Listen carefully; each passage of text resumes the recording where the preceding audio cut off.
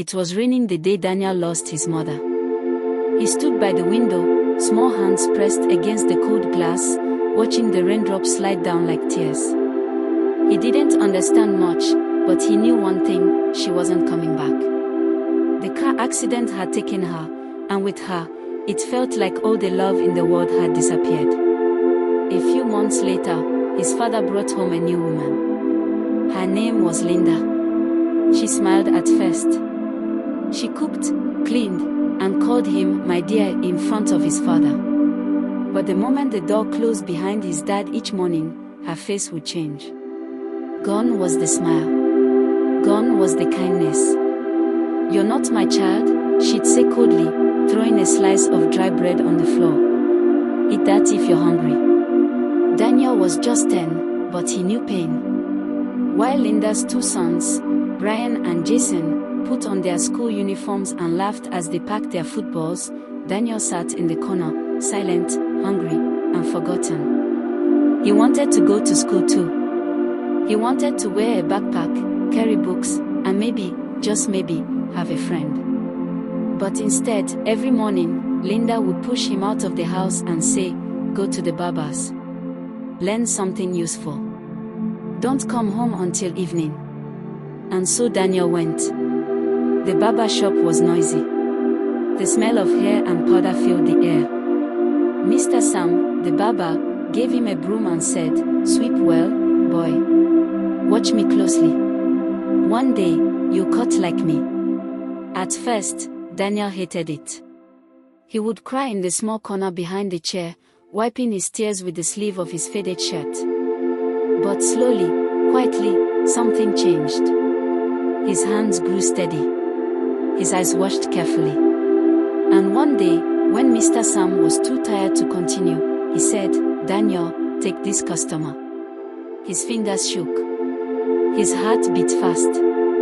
But he did it. And the man smiled.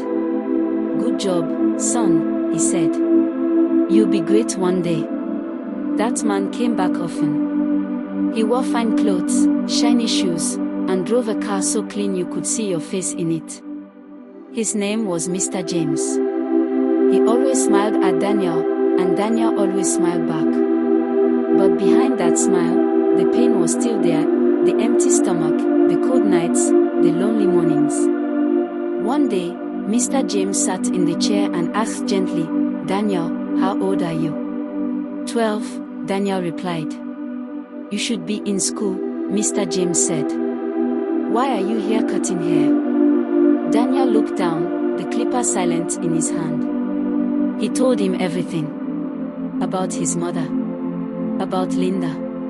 About the hunger, the beatings, the tears he never let fall in public.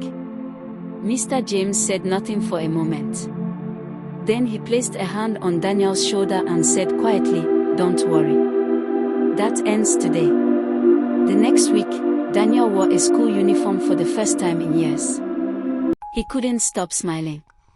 He held his books close like they were treasure. Every day, he studied harder than everyone else.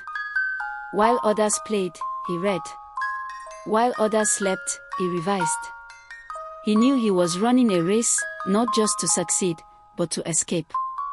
Years passed. Daniel became one of the best students in the country. He won scholarships, awards, and hearts. And eventually, he stood tall in a white coat, with a stethoscope around his neck.